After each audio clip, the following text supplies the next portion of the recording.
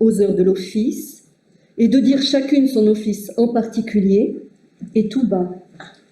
De telle sorte cependant qu'on se suivait et qu'on faisait ensemble les cérémonies de se lever, de s'asseoir, de se tourner vers l'autel, de s'incliner, etc.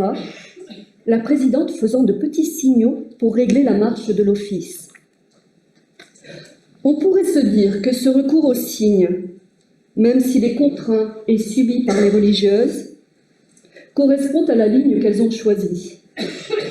La mère Agnès écrit par exemple dans les Constitutions que selon les règles de saint Benoît, les sœurs garderont le silence dans tous les lieux réguliers, savoir au chœur, au cloître, au chapitre, au dortoir, au réfectoire, en tous lesquels lieux il ne sera point permis de parler que pour des choses absolument nécessaires et fort succinctement. Si quelqu'un a besoin de dire quelque chose, elle le fera par signe.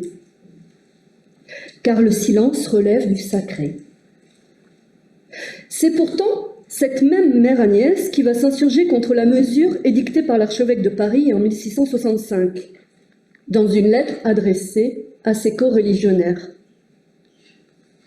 L'Esprit du Seigneur, qui a donné à la créature la science de la voix, ne permet pas que ceux qui sont à lui puissent être empêchés de chanter ses louanges. D'un côté, la mère Agnès montre que l'acte de se taire est un acte de prière. De l'autre, elle revendique le droit d'exercer la science de la voix. Nous retrouvons ici l'ambiguïté étudiée par Eva Martin dans Esthétique de Port-Royal. Si le plaisir de chanter peut s'opposer à l'ascèse recherchée, le chant pourtant, inspirant les sœurs, rythme la vie à Port-Royal. On ne peut pas s'en passer. La mère Agnès parle de science de la voix pour évoquer le chant, désignant ainsi un savoir, autrement dit une théorie de la voix, que je présenterai en première partie de communication. L'enjeu de ce savoir est théologique. Plusieurs acceptions du substantif « voix » dans le furtière nous renvoient d'ailleurs à la spiritualité.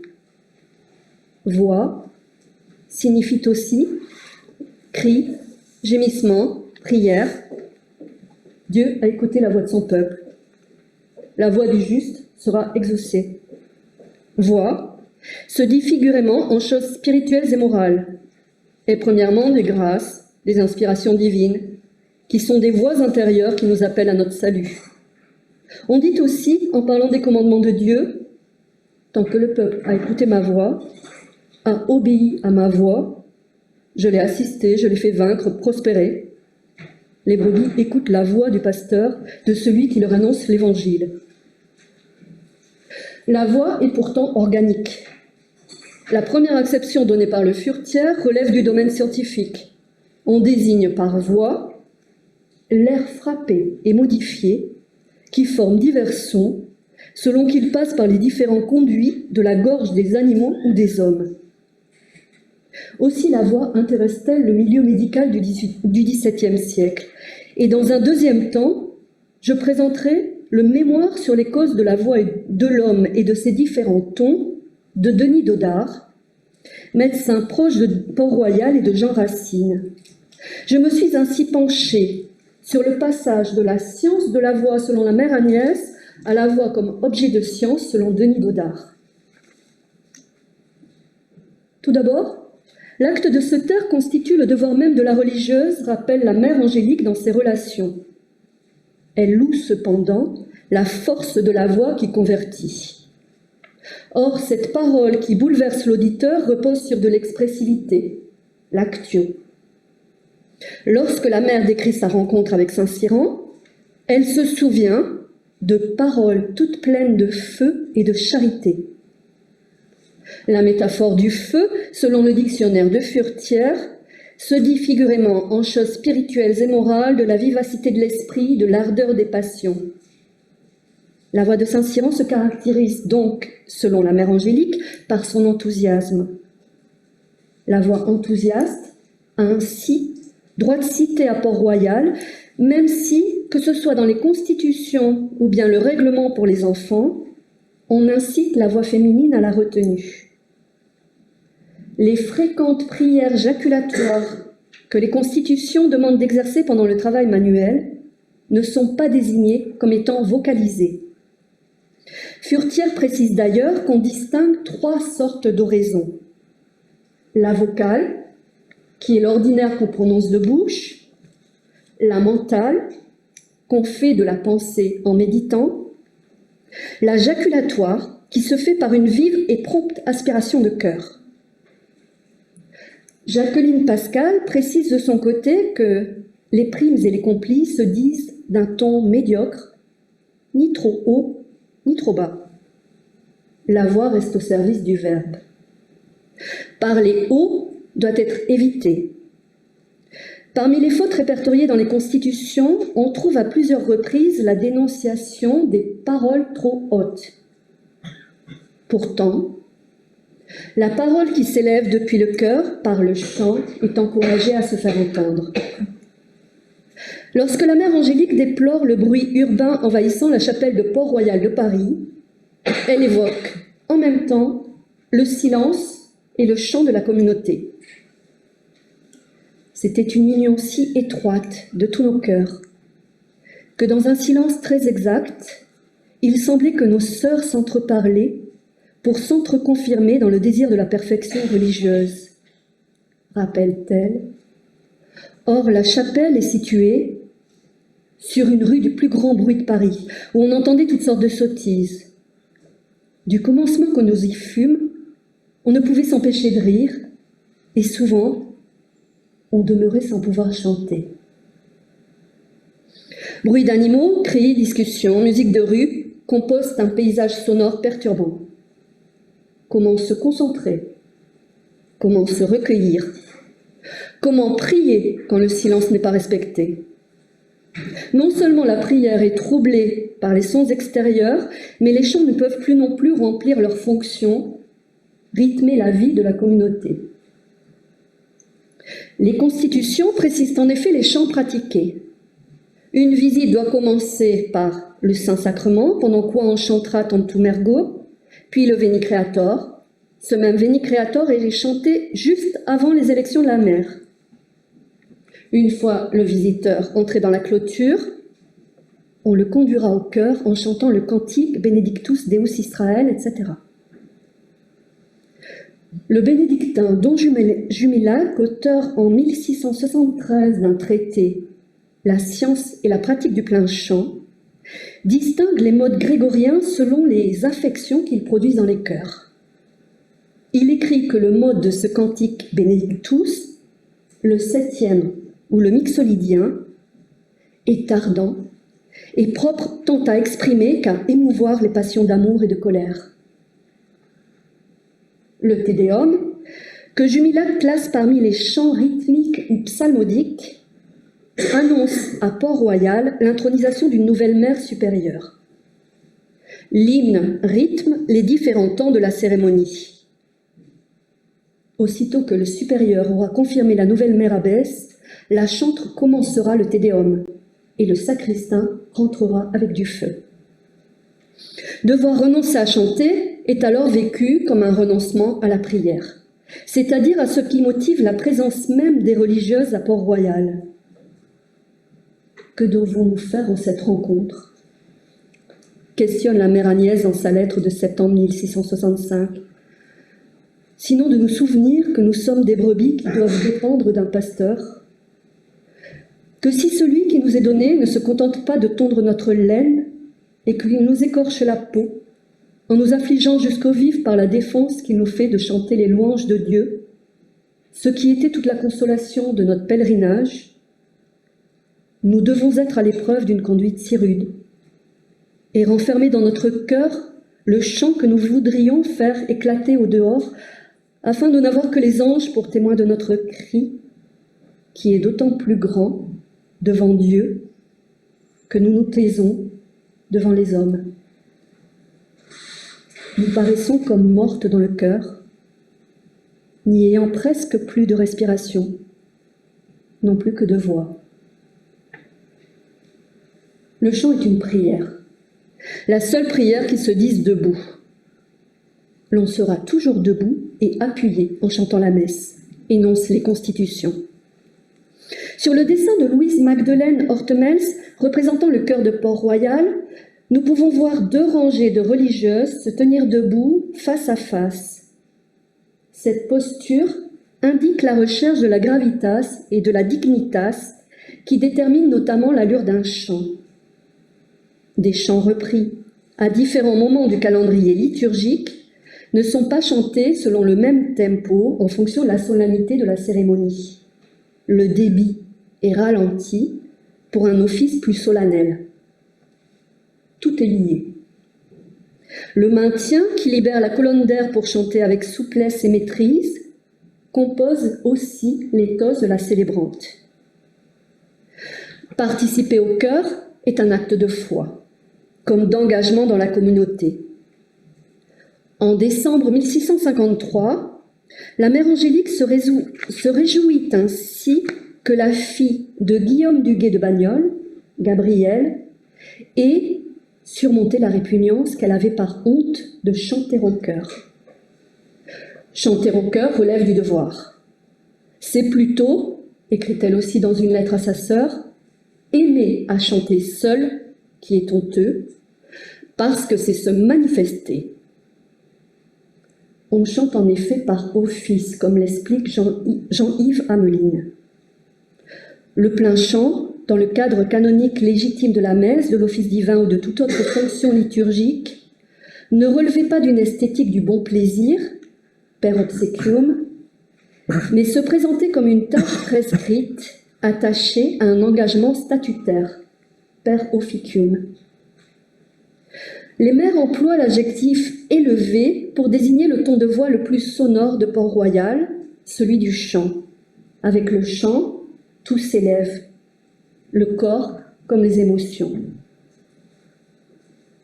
La dévotion en prière silencieuse à laquelle l'interdiction de l'office contraint les religieuses en septembre 1665 est certes extraordinaire, consent la mère Agnès, car c'est une manière de prier où les sens n'ont aucune part.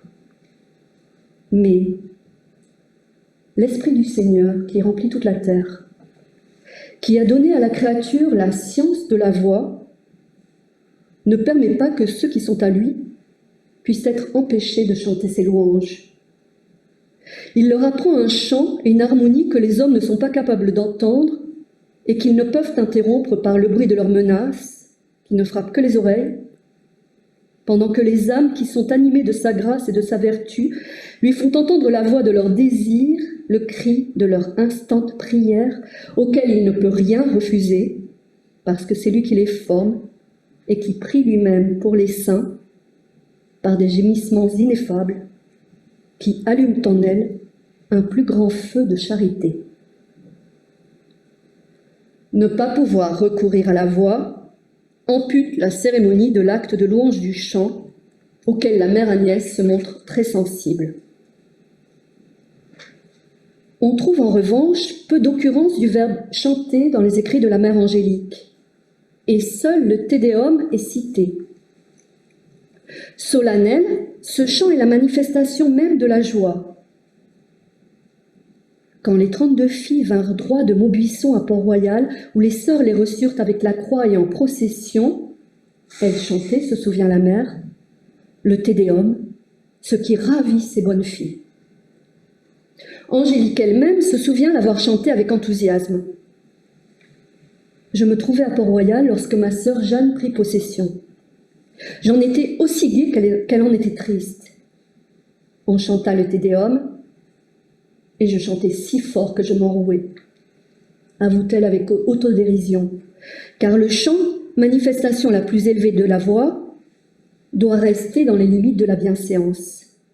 Comme la mère Angélique le rappelle à l'une des religieuses dans une lettre de 1656, « Prenez garde à chanter doucement, vous accordant aux autres. » Elle refuse d'ailleurs que cette sœur change de place au chœur. Le déplacement, c'est-à-dire le mouvement du corps, doit être remplacé par un mouvement vocal de retenue, d'écoute et d'adaptation.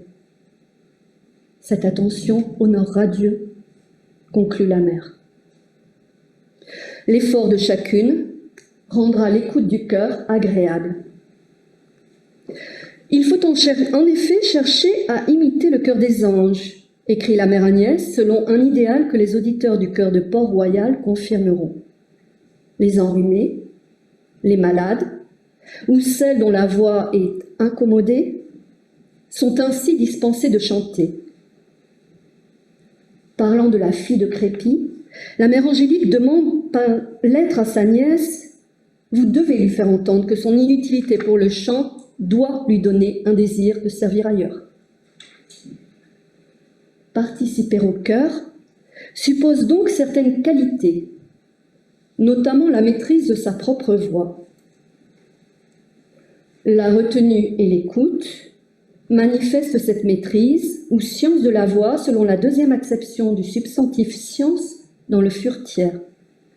Se dit plus spécifiquement d'un art particulier, de l'application qu'on a eue à approfondir la connaissance d'une matière, de la réduire en règles et en méthode pour la perfectionner. L'instruction du chant est institutionnalisée, et pas seulement à Port-Royal. Tout séminariste apprend à chanter. La congrégation n'est donc pas à la marge sur cette question vocale, même si elle se singularise par le refus de l'usage instrumental. Port-Royal a choisi le plein chant, c'est-à-dire une monodie sans accompagnement, sans les ornements, tremblements, passages, ports de voix, qui sont esthétiquement valorisés dans la musique de cour.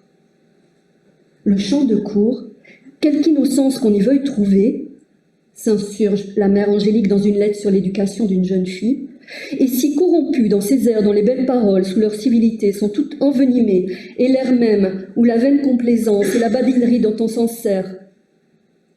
Autrement dit, une fille ayant appris à chanter dans le monde doit désapprendre une technique pour en apprendre une nouvelle, plus dépouillée, correspondant aux préceptes du Concile de Trente. La session 24 énonce en particulier les 3 principes du chant liturgique: reverenter, distincte et dévoté. Reverenter désigne la maîtrise de son corps et de ses attitudes, explique Cécile d'Avirigo. Distincte représente le souci d'articuler pour laisser au texte sa place première. Quant à l'adverbe dévoté, il attire l'attention sur la participation exclusive de la piété afin que l'acte de chant soit une vraie prière chantée. À Port-Royal, on apprend à chanter en même temps qu'on apprend à lire et à écrire, ce qui entraîne l'assimilation de ce langage. Après le travail d'écriture, notre Jacqueline Pascal dans le règlement pour les enfants, le temps qui reste jusqu'à Sexte s'emploie à apprendre à chanter en notes avec silence et grand respect. Chanter en notes renvoie à la lecture de partitions et à la maîtrise de codes. Si le chant est simple, il n'est cependant pas simplifié, comme le montre l'anecdote relatée par la mère Angélique à propos de la sœur Claire-Marie Pinault. Un jour, la mère Agnès lui montrait à chanter, et comme la vieille gamme était difficile, elle apprenait peu. La mère Agnès, prompte et impatiente, quoique froide, jeta le livre de chant en lui disant « Je perds mon temps à vous montrer ». À quoi cette bonne fille répondit « Hélas, ma mère, vous ne perdez pas votre temps, car vous recevrez de Dieu le fruit de votre charité. Mais c'est moi qui perds mon temps, car je n'apprends rien. » La vieille gamme, cette expression nous renvoie au mode grégorien, à une période où la gamme tonale s'impose. Pour maîtriser un mode, il faut connaître, selon le dictionnaire Sébastien de Brossard, qui date de 1703, la manière de commencer, de continuer et de finir le chant, qui engage à se servir plus tôt et plus souvent de certains sons que d'autres. La mère Agnès, ça s'est éteint. Vas-y, continue. Oui, c'est là, je fais ça. C'est un problème de pile. Ah, C'est un problème de pile, je pense que vous aviez un stock. Vous passez bien. d'accord.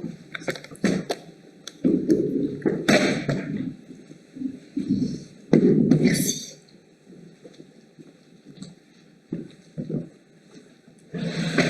Allez-y, je pense qu'il faut... Ça va fonctionner. Voilà. Donc, la mère Agnès est donc dépositaire d'un savoir qui se perd et qu'elle transmet. La science de la voix. Quand le père de l'une des religieuses, Denis Dodart, fait de la voix un objet de science, ne poursuit-il pas cette démarche de connaissance et de maîtrise? Denis Dodart présente en 1701 son mémoire sur la voix à l'Académie des sciences. Il y est entré en 1673 pour ses travaux de botaniste. Proche de Racine, qui lui remettra son abrégé de l'histoire de Port-Royal, ce scientifique et médecin travaille avec Joseph Sauveur, l'inventeur de la notion d'acoustique et de la note fixe, c'est-à-dire du diapason. Tout en reprenant des éléments de théologie semblables à ce que défendent les mères de Port-Royal, puisque la voix est pour lui, en tant que don de Dieu, le plus sonore, le plus agréable, le plus parfait et le plus juste des instruments, si inimitable à toute l'industrie des hommes, Denis Dodart défend aussi le progrès médical. Il s'agit uniquement de rechercher et de reconnaître la vérité, écrit-il.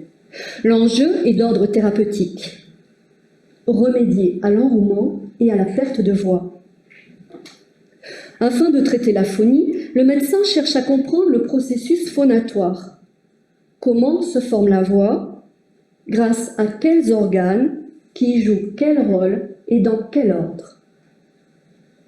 Disciple de Claude Perrault, dont les essais de physique posent l'hypothèse que l'organe de production de la voix est la glotte, Dodart recherche l'exactitude, la clarté, la précision.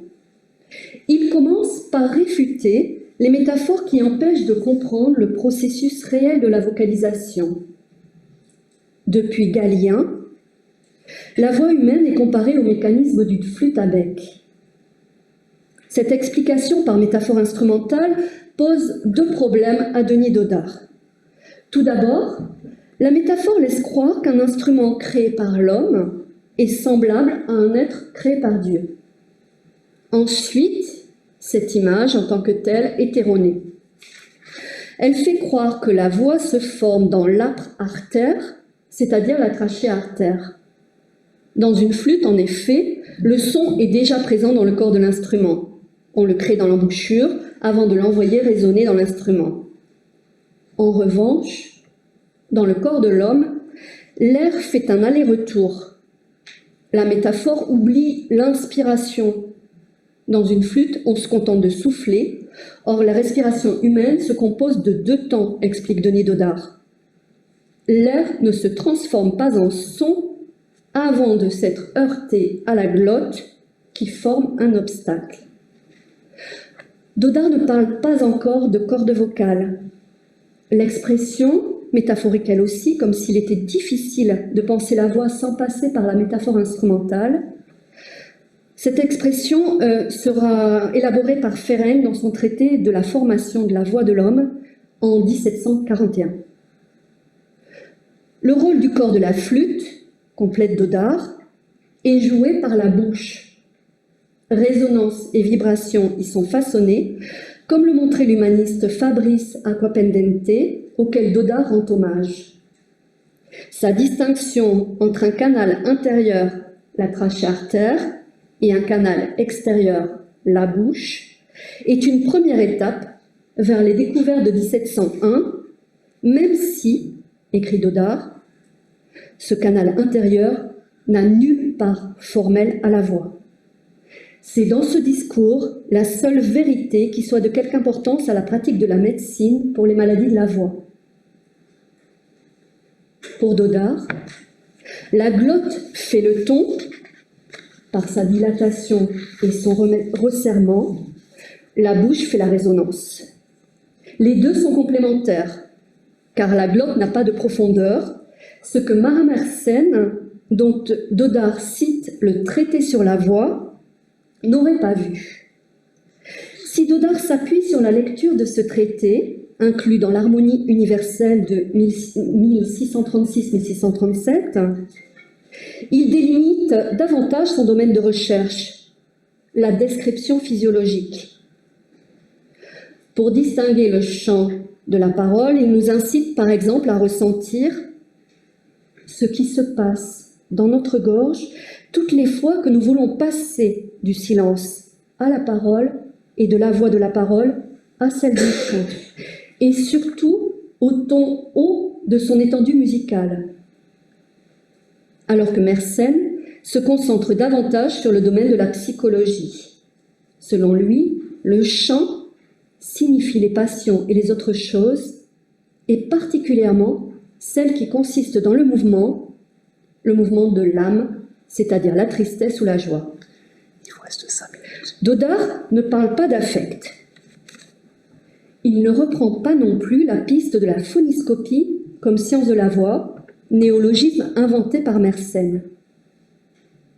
Les voix des hommes sont aussi différentes que leurs visages, de sorte que l'on se peut reconnaître et distinguer les uns les autres par la voix, écrit Mersenne, et conséquemment, l'on peut établir la photogonomie ou la phoniscopie pour la voix, comme la physionomie pour les visages. Ce qui intéresse Dodart, ce n'est pas de distinguer les voix et leur singularité, mais plutôt de mettre au jour le fonctionnement normal de la parole afin de pouvoir soigner, voire d'anticiper les pathologies vocales de ses patients. Dodart a pourtant reçu une formation musicale et comme Mersenne, il étudie le chant en citant une technique vocale, le tremblement. Que se produit-il dans le larynx lorsque le chanteur ou la chanteuse réalise cet ornement? Dodart cite nommément l'art du musicien de la Chapelle du Roi, M. Dufour, ainsi que la soprano, ou dessus, comme on dit au XVIIe siècle, Mademoiselle de Lalande. Elle monte exceptionnellement haut. Son analyse de 2 voix aux extrêmes lui permet d'étudier la formation de l'ensemble des tons, du plus grave au plus aigu et du plus faible au plus fort. On peut remarquer que Dodart n'emploie pas de termes techniques italiens, pianoforte, alors qu'ils sont présents dans le dictionnaire de la musique de Sébastien de Brossard, contemporain du mémoire. L'art vocal se travaille, écrit Dodart, car la cause de la voix est une action et cette action est volontaire. C'est donc une science qui doit être enseignée, apprise, transmise. Dodart met l'accent sur la vitesse d'air, sur les mouvements volontaires de la glotte, opérés selon 3 critères: délicatesse, justesse et promptitude. Ne font-ils pas écho aux principes énoncés lors du Concile de Trente, reverenter et distincte? Le médecin concilie spiritualité et science en reprenant l'expression de Raymond II, traduit par Montaigne en 1569. Son mémoire sur la voix relève d'une théologie naturelle, pour rendre sensible et comme palpable la science et la puissance infinie du Créateur. Une succession d'arcs de paraboles lui permet d'expliquer le passage d'un son grave, correspondant à un mouvement de dilatation, à un son aigu, obéissant à un mouvement de resserrement. Malgré sa démarche scientifique, Dodart revient pourtant vers certaines métaphores instrumentales, peut-être indispensables selon lui pour vulgariser son propos. Les lèvres de la glotte ne sont pas des cordes faites pour sonner, écrit-il, mais pour frémir et pour briser l'air, ce qui suffit pour le son et pour varier les tons par les différents brisements. Le corps humain transforme l'air qui le traverse en une autre matière, la voix. Mâle, douce, agréable, sonore, cassée, enrouée, grêle, claire, féminine, aiguë, flexible, faible, délicate, très belle, discordante, confuse. Telle sonne la voix humaine aux oreilles des contemporains de Furetière, sensibles aux différentes nuances vocales. À Port-Royal, on s'en défie.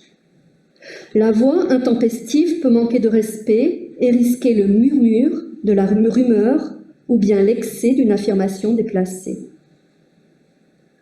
L'acte de se taire est valorisé, car le silence porte toujours Dieu dans l'âme et ne peut être continué que par l'attention paisible à la parole intérieure du Verbe éternel en nous.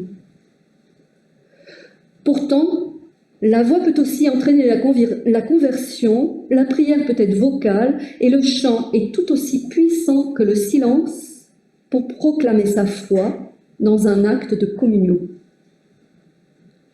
L'usage de la voix pose ainsi question, de même que ces dysfonctionnements qui interpellent Denis Dodart.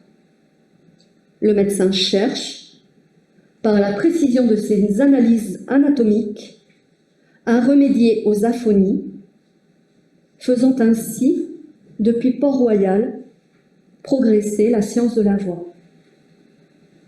Je vous remercie pour votre attention.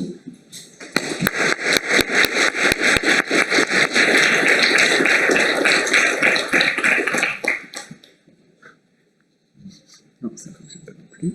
Bon, ben, je vais parler sans micro. C'est pas... Ah si. Voilà. Merci beaucoup. Non mais on va le faire passer. Ah, d'accord. C'est quoi ça? Merci. Donc merci beaucoup pour votre communication. Après le bras droit et le bras gauche, les cordes vocales. Aujourd'hui, je pense qu'à la fin de la journée, on aura fait la totalité du corps.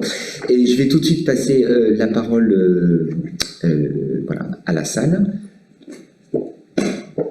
Oui.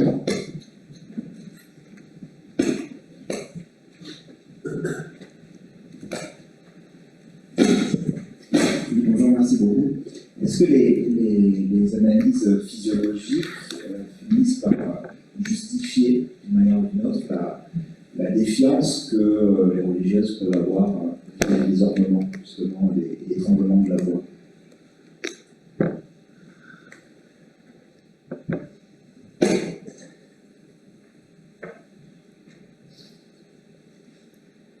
Alors, ce ne sont pas elles qui font les analyses physiologiques. Bien sûr, je veux dire les analyses physiologiques. De Dodart, oui, tout à fait. De Dodart. Voilà, c'est bien après. Et justement, c'est peut-être une différence. Parce qu'elle elle rejette tous les tremblements. Hein, elle n'accepte pas tous les ornements. C'est contraire à leur façon d'utiliser la voix, justement. Mais est-ce qu'elle le considère comme un dysfonctionnement? Oui, sûrement, d'un point de vue à la fois d'un point de vue théologique, peut-être peut-on dire, parce que on perd une forme de pureté à orner, et puis oui, peut-être qu'elle le met dans les dysfonctionnements. Du moins...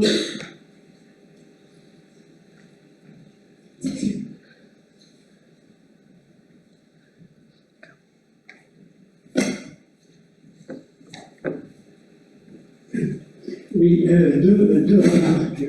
Je trouve très bien que vous ayez cité le Concile de Trente, parce que le Port-Royal se situe dans la ligne du Concile de Trente, et il me semble qu'au point de vue musique, on a eu très rapidement tendance à s'écarter, je ne sais même pas d'ailleurs si on les a adoptées, les orientations du Concile de Trente.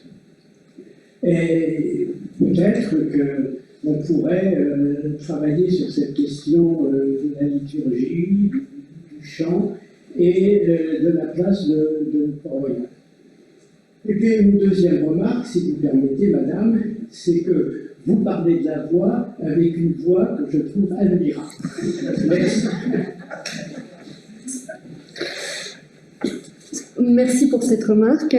C'est la moindre des choses, j'aurais envie de dire. Si on s'intéresse à la voix, ben on travaille sa propre voix, ça me semble un peu une évidence. Et puis en tant que prof, voilà, c'est un peu mon outil de travail et je pense qu'il ne faut pas l'oublier. Là aussi, c'est peut-être l'une des choses qui me plaît tant avec le XVIIe siècle, c'est qu'ils ont peut-être davantage que nous cette conscience d'une part du travail de la voix, de l'art oratoire, de l'actio, et puis ils en font un véritable outil relationnel, et il y a quelque chose dans ce mouvement-là qu'à mon sens, on n'étudie pas assez dans les textes de cette période-là. La dimension vocale et la dimension de vouloir les incarner ou de vouloir les entendre dire, comme hier lors du concert. Tous ces textes-là étaient quand même souvent écrits pour être dits par rapport à la voix. Quant à votre première question sur l'orientation, les orientations du Concile de Trente, le Concile de Trente s'est vraiment intéressé pendant plusieurs jours à la question de la musique, en particulier en 1563. Et ça a été par la suite discuté avec plein de remarques sur ce qui se passait à l'église, notamment il déplore que les gens se mettent à danser à l'église parce qu'il y a des organismes qui jouent de façon trop rythmée hein, et qui confondent en quelque sorte la musique qu'on entend à l'extérieur et la musique donc il recadre cet usage de la musique. Ils ont en revanche, semble-t-il, dans les textes de musicologie que j'ai lus par rapport à cette période-là, en particulier de Xavier Bissaro, dont nous parlions hier avec Hélène Michon, ils ont, je vous recommande son analyse du plein chant de l'époque, ils ont donc en quelque donné aux synodes provinciaux un peu le rôle de légiférer en France, et il y a des décisions qui ont été très différentes d'une église à une autre. Et à Port-Royal, manifestement, le choix d'utiliser le plein chant, de ne pas faire entrer d'orgue, est un choix volontaire. C'est une décision. Je pense que les experts ici pourront peut-être le confirmer. Moi, ce serait une question assez rapide par rapport, pour rebondir sur la question précédente. Quand on parlait du chant de la cour avec des tremblements, est-ce qu'on pourrait voir ça, et peut-être que c'est vu comme un dysfonctionnement, est-ce qu'on pourrait voir ça comme un besoin de discrétion pour revenir sur ce qu'on avait précédemment et sur le choix d'un chant qui est à l'esprit au corps? Oui, et un chant qui ne soit pas pour se manifester. Ça, c'est très présent dans la lettre de la mère Angélique à sa sœur, la mère Agnès. Elle lui reproche, d'ailleurs, il me semble me souvenir qu'elle lui a interdit à un moment d'aller à la messe parce qu'elle trouvait d'aller chanter parce qu'elle trouvait qu'elle se manifestait trop. Donc c'est ce désir de garder le chant comme une forme de prière et de toujours le garder dans cette dimension de la prière qui n'est pas la manifestation d'une individualité. Et est-ce que vous avez eu l'occasion de faire des comparaisons avec d'autres communautés pour rester dans des domaines comparables? C'est-à-dire, au fond, là, tout ce que racontent les religieuses sur le chant, est-ce que c'est très original dans les milieux monastiques féminins de l'époque? Non, elles sont pas les seules à faire ce choix-là. Oui, c'est...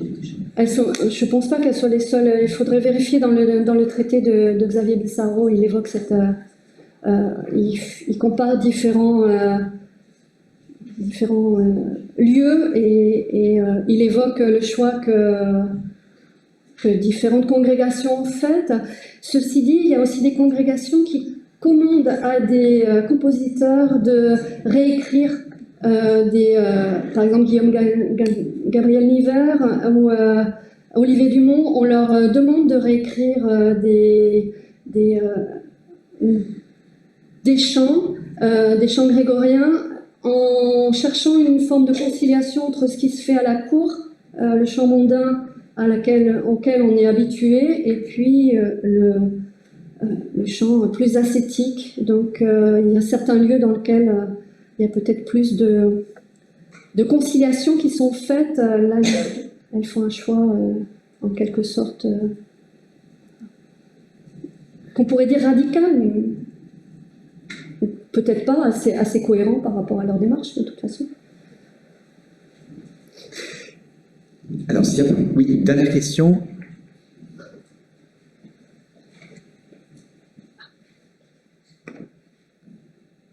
Merci beaucoup, Aline.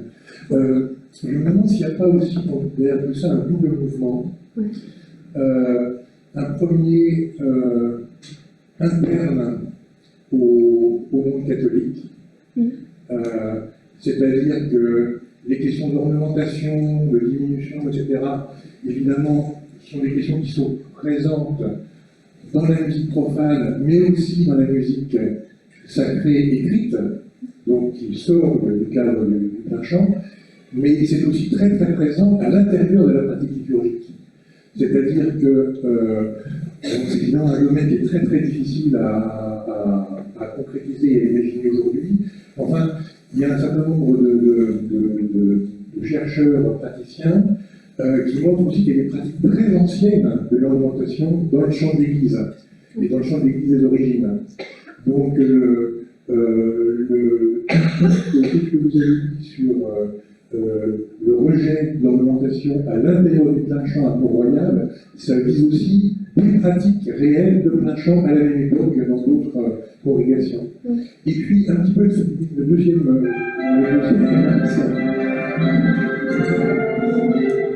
De musique écrite.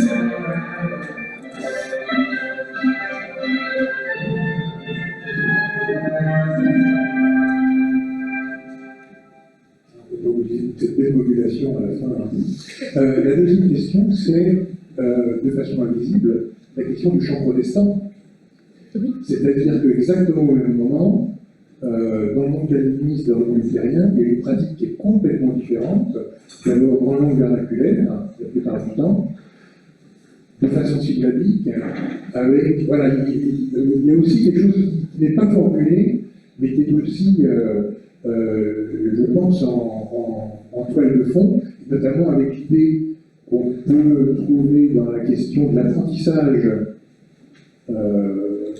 pour les jeunes filles qui rentrent au monastère, qui est la question du latin. Oui. C'est-à-dire que l'apprentissage du chant, c'est aussi avant tout l'apprentissage de la langue et la compréhension de la langue. Et après, on chante quelque chose qu'on comprend. Voilà. C'est pas du tout une évidence dans le monde catholique de cette époque-là. On le sent bien dans le règlement pour les enfants de Jacqueline Pascal, qu'elle mêle le chant à d'autres types d'apprentissage, à l'apprentissage de la lecture. Elle a des théories pédagogiques didactiques intéressantes. Et c'est à la fois un outil et en même temps elle leur apprend aussi le plein chant, donc un outil pour le latin, un outil pour la lecture, pour l'écoute aussi, la capacité de concentration. On sent tous ces éléments-là en soubassement de son règlement pour les enfants. Merci beaucoup. Merci. Nous allons passer